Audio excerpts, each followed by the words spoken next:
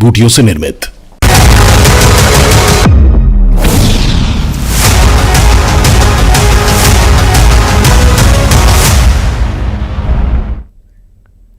नमस्कार, बहुत स्वागत है आपका आज की कड़क खबरों के साथ। मैं हूं रीनू यादव। हरियाणा में विधानसभा चुनाव की वोटिंग कल खत्म हो गई। 8 अक्टूबर को पता चलेगा कि बीजेपी यहां जीत की हैट्रिक पूरी करेगी या 10 साल बाद कांग्रेस किसकी सत्ता में वापसी होगी।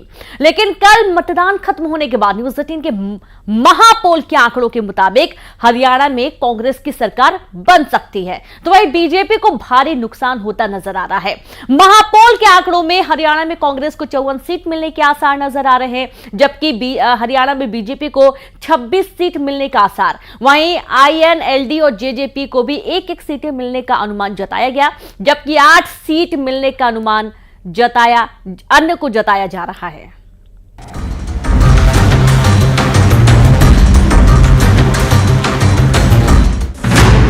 महापोल में हरियाणा में कांग्रेस सरकार। हरियाणा में बीजेपी को लग सकता है बड़ा झटका। हरियाणा में बन सकती है कांग्रेस की सरकार। हरियाणा विधानसभा चुनाव के बाद महापोल में कांग्रेस की सरकार बनती दिख रही है। न्यूज 18 इंडिया महापोल के आंकड़ों से अनुमान है कि हरियाणा में 10 साल बाद एक बार फिर कांग्रेस की सरकार बन सकती है। वहीं महापोल में बीजेपी को भारी नुकसान होने की तस्वीर नजर आ रही है। सामने आए आंकड़ों के मुताबिक हरियाणा में कांग्रेस को बहुमत से ज्यादा सीटें मिल सकती है। यही नहीं, बीजेपी कांग्रेस के अलावा बाकी पार्टियों में INLD, जेजेपी और आम आदमी पार्टी कोई उलटफेर करते नजर नहीं आ रहे हैं, जबकि निर्दलीय उम्मीदवारों के आंकड़ों में कमी दिख रही है। न्यूज 18 इंडिया के महापोल में हरियाणा में कांग्रेस को 54 तो बीजेपी को 26 सीटें मिल सकती हैं। वहीं INLD और जेजेपी को भी एक-एक सीटें मिलने का अनुमान जताया गया। इसके साथ ही आम आदमी पार्टी का खाता भी नहीं खुल रहा है और अन्य को 8 सीटें मिलने का अनुमान है। न्यूज 18 इंडिया के महापोल में आए आंकड़ों के सवाल पर एक तरफ कांग्रेस सरकार बनाने का दावा कर रही है, तो बीजेपी भी दावा कर रही है कि सरकार तो उन्हीं की ही बनेगी। मैंने तो पहले भी कहा था कि भारी बहुमत से कांग्रेस सरकार बनाने जा रही है। हरियाणा में 36 बरादरी ने मन बना लिया था, क्योंकि जो हमारे 10 साल की हमारी उपलब्धियां थी, 2005 से 2014 तक कांग्रेस पार्टी की सरकार रही और इनकी विफलताएं 14 से 24 तक, वो देख के दोनों को तोल के देख लिया और लोगों ने कांग्रेस को ही ऑल्टरनेटिव बनाया। जो चुनाव से पहले का माहौल के आधार पर मैं कह रहा हूं कि एग्जिट पोल गलत होगा और भारतीय जनता पार्टी सरकार बनाएगी।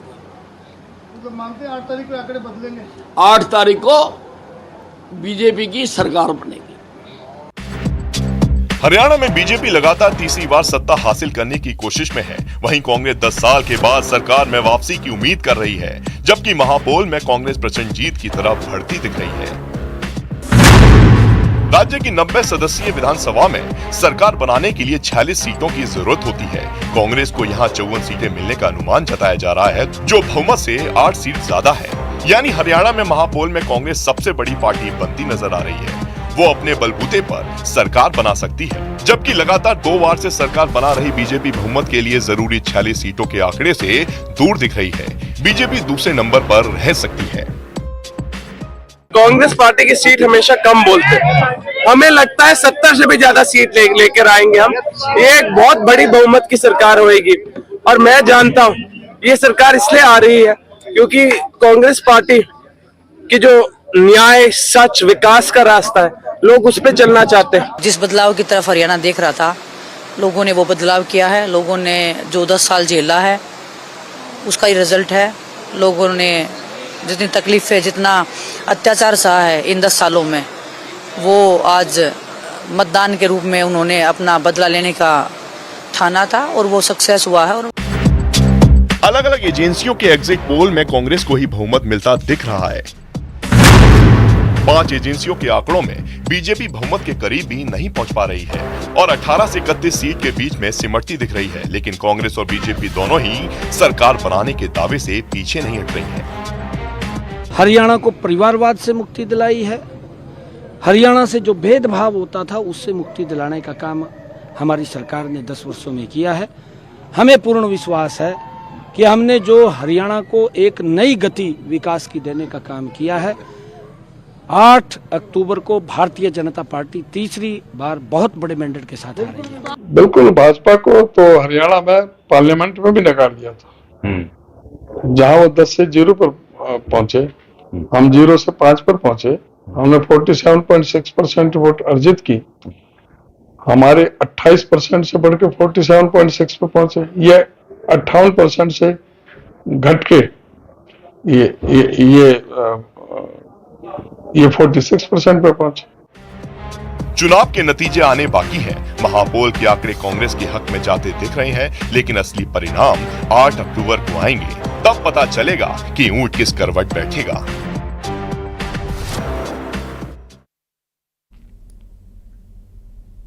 महाराष्ट्र दौरे पर ठाणे पहुंचे प्रधानमंत्री मोदी ने कांग्रेस पर बहुत बड़ा प्रहार किया। पीएम मोदी ने कहा कि कांग्रेस और उसके सहयोगियों का एक ही लक्ष्य है, लोगों को बांटो और शासन करो। प्रधानमंत्री ने कहा कि हमें याद रखना है कि अगर हम बटेंगे तो बांटने वाले महफिल सजाएंगे। पीएम मोदी ने लोगों से आह्वान किया कि हमें कांग्रेस और अघाड़ी वालों के मंसूबों को कामयाब नहीं होने देना है।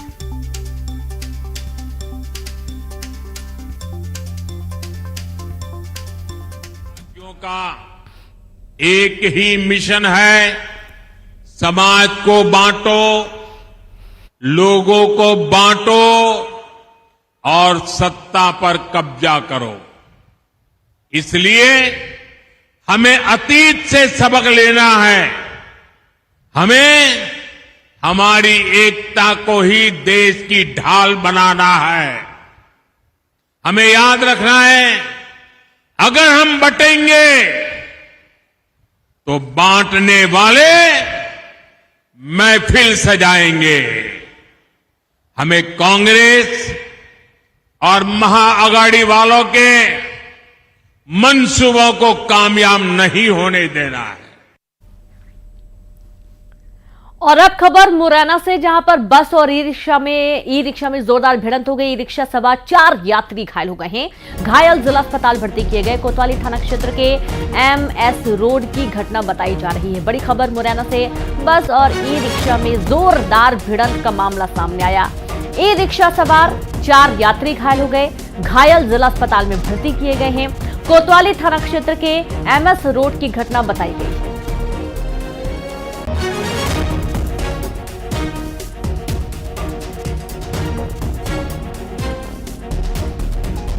तो देखिए, तस्वीरें सामने आई हैं जब इसी बस से ई रिक्शा टकरा गया और इस जोरदार भिड़ंत कोतवाली थाना क्षेत्र में हुई है।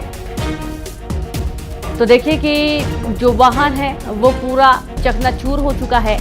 4 यात्री ई रिक्शा में सवार थे जो घायल हो गए हैं और सभी घायलों को जिला अस्पताल भर्ती किया गया।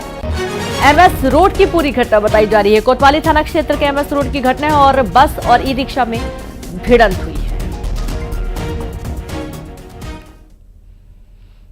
तो वहीं राजधानी भोपाल में रफ्तार का कहर बरपा। तेज रफ्तार कार ने 2 महिलाओं को टक्कर मार दी। कार की टक्कर में एक महिला की मौत हो गई और दूसरी महिला की हालत काफी गंभीर बताई जा रही है। हमीदिया से चिरायू हॉस्पिटल भर्ती किया गया है। श्यामला हिल्स के पॉलिटेक्निक चौराहे का ये पूरा मामला है। जब ये टक्कर लगी, तेज रफ्तार कार का कहर बरपा। 2 महिलाओं को टक्कर लगी, एक की जान चली गई और दूसरी महिला की हालत बहुत नाजुक बताई जा रही है। श्यामला हिल्स इलाके का ये पूरा मामला है, जहां पॉलिटेक्निक चौराहे पर यह घटना घटित हुई है, जब तेज रफ्तार कार 2 महिलाओं को रौंदते हुए निकल गई। हालांकि इस दौरान जो कार है उसके भी शीशे टूटे हुए आपको दिखाई दे रहे होंगे। लोगों का आक्रोश भी इस दौरान फूटा। 2 महिलाओं में एक महिला की तो मौके पर ही मौत हो गई, दूसरी महिला की हालत काफी गंभीर है, हॉस्पिटल में एडमिट किया गया है। पहले तो हमीदिया हॉस्पिटल ले जाएगा, फिर वहां से चिरायू हॉस्पिटल रेफर किया गया है। ग्वालियर में क्रिकेट मैच के टिकटों की कालाबाजारी का मामला सामने आया। दरअसल क्राइम ब्रांच ने टिकट ब्लैक करने वालों को पकड़ लिया है। क्राइम ब्रांच ने ब्लैक करने वाले 3 लोगों को पकड़ा है। Bharat Bangladesh T20 cricket match के लिए ब्लैक में ये टिकट बेच रहे थे, डबल रेट में टिकट बेच रहे थे। और जब ये भनक लगी, तुरंत जो 3 आरोपी हैं उन्हें हिरासत में ले लिया गया है। ब्लैक टिकट का कारोबार चला रहे थे। T20 मैच है ग्वालियर में और 30,000 की क्षमता वाले इस स्टेडियम में ब्लैक में टिकट खरीदने के लिए बहुत बड़ी तादाद में लोग आके आते हैं, क्योंकि उन्हें जरूरी होता है कि वो आंखों के सामने पूरा मैच देख पाएं, लेकिन बहुत मुश्किल होता है टिकट मिल पाना। और यही कारण है कि इन लोगों ने ब्लैक में टिकट बेचने का प्लान बनाया और दुगने रेट में ये टिकट बेच रहे थे। और जैसे ही क्राइम ब्रांच को इस बात की भनक लगी, तुरंत इन सभी तीनों आरोपियों को हिरासत में ले लिया गया।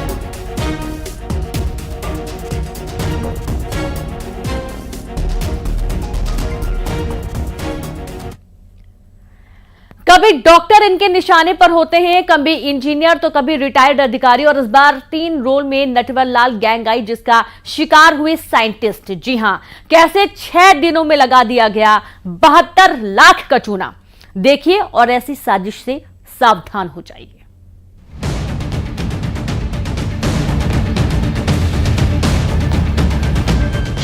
साइबर फ्रॉड का जाल, साइंटिस्ट शिकार। व्हाट्सएप पर भेजा अरेस्ट वारंट, पहले फेक पुलिस वाले की एंट्री, फिर फर्जी सीबीआई अधिकारी का रोल, महिला उत्पीड़न के केस वाली चाल, ह्यूमन ट्रैफिकिंग का भी दिखाया डर। नटवर लाल के 3 रोल, 23 खाते, 72 लाख पार। इस बार किरदार नए थे और शिकार भी, लेकिन चाल वही थी।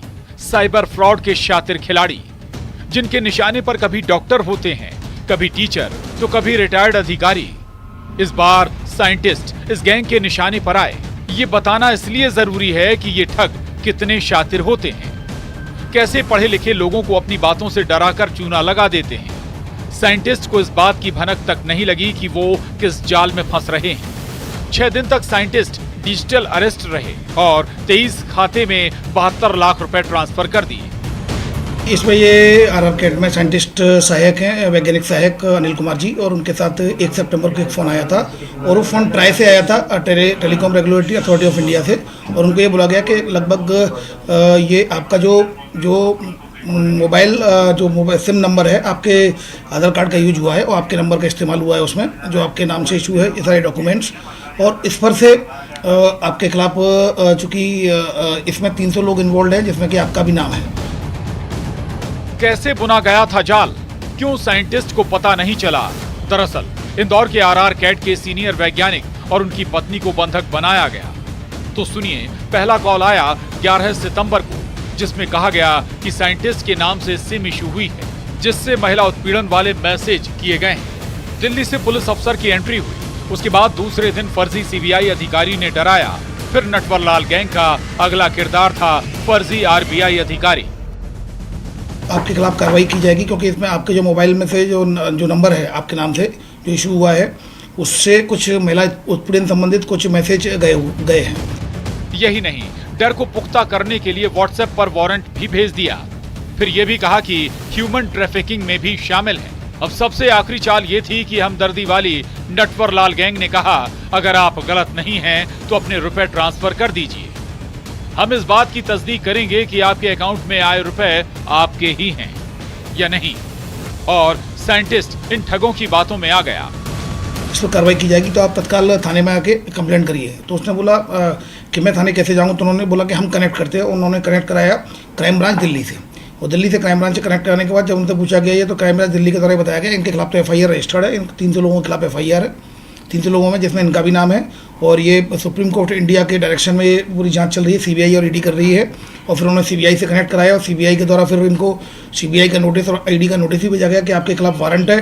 और उनको वीडियो कॉल पर लिया गया। स्काइप वीडियो कॉल पर लेने के बाद फिर लगातार 6 दिन तक उनको डिजिटली अरेस्ट रखा, और इनसे बोला कि आपके म्यूचुअल फंड कितने हैं, उनको कैश करा लीजिए। म्यूचुअल फंड को कैश कराया गया। उनको बताया गया कि आपका जो अकाउंट है मनी लॉन्ड्रिंग, ड्रग ट्रैफिकिंग और ह्यूमन ट्रैफिकिंग में यूज हुआ है। 17 बच्चों के जीवन का सवाल है, तो इसलिए ये जांच काफ़ी गोपनीय चलेगी। अगर आप चाहते हैं प्रायोरिटी पे की जाए तो आपको किसी को बताना नहीं होगा। 6 दिन तक साइंटिस्ट ने किसी को कानो कान खबर तक नहीं होने दी वो किस जाल में फंस रहे हैं, और आखिर में जाकर पता चला ये तो साइबर फ्रॉड की साजिश थी। ये सब वेरीफाई होंगे। मैं आपको अकाउंट नंबर दे रहा हूँ, उसमें आप ट्रांसफर कर दीजिए। RBI चेक करेगी, 1 घंटे में क्लियर कर लेगी कि ये पैसा आपका है। अगर ये लीगल पैसा होगा तो आपको वापस हो जाएगा, इलीगल होगा तो जब्त हो जाएगा। और उसके बाद तुरंत आप जाइए और द्वारकापुरी थाने में मेरी बात, आपका जो कंसर्निंग थाना है वहाँ जाकर मेरी बात करा दीजिए तो आपका पैसा रिलीज हो जाएगा। 71,34,000 के करीब पूरा ट्रांजेक्शन के द्वारा किया गया था। इनको अलग अलग समय में अलग अलग अकाउंट्स में इनके द्वारा ये ट्रांसफर किया गया। क्या सब कुछ घर से ऑनलाइन ट्रांसफर कर रहे थे? नहीं, घर से ही फिर बैंक जाकर भी इनके द्वारा ट्रांसफर किया गया। सोचिए, समझिए, ऐसे किसी भी कॉल के आने पर डरिए नहीं, सीधे पुलिस वालों को खबर दें।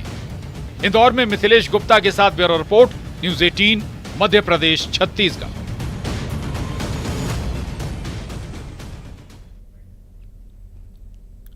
नेहरू नगर पुलिस लाइन में सुबह टीयर गैस के गोलों और फायरिंग की आवाज सुनकर आसपास के लोग दहशत में आ गए।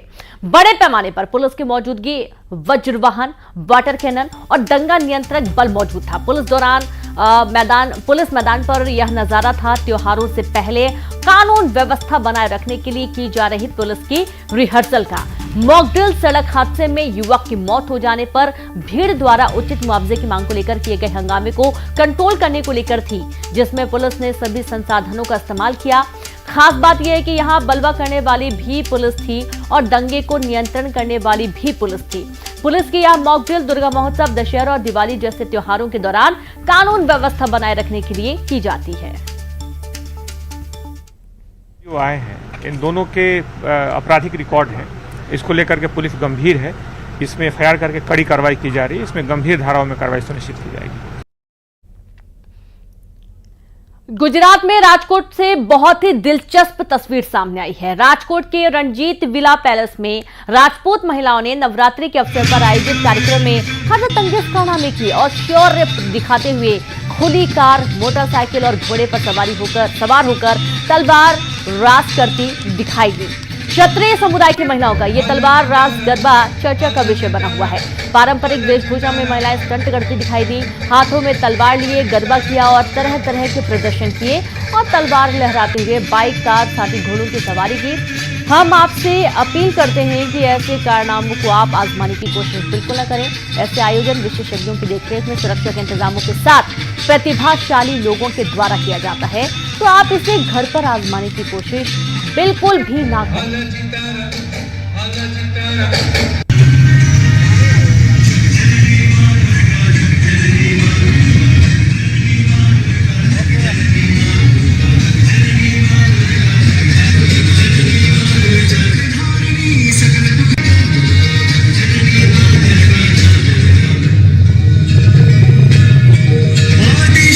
तो ये दो तस्वीरें आप देखिए किस तरीके से महिलाएं दो पहिया वाहन में सवार होकर एक हाथ से वाहन चला रही हैं और एक हाथ से तलवार लहराती हुई नजर आ रही हैं। और ये सब क्षत्रिय जो महिलाएं हैं वो देखिए कितने सुंदर वेशभूषा में नजर आ रही हैं और बहुत ही आराम से स्कूटी चलाती हुई, दोनों हाथों में तलवार लहराती हुई भी महिलाएं नजर आ रही। 4 तस्वीरें हैं। तलवार के साथ गरबा किया जा रहा है, बाइक पर सवार होकर तलवार रास किया जा रहा है, खुली कार में तलवार रास की तस्वीरें सामने आई हैं, तो वहीं घोड़े पर सवार होकर भी महिलाओं ने तलवार रास किया।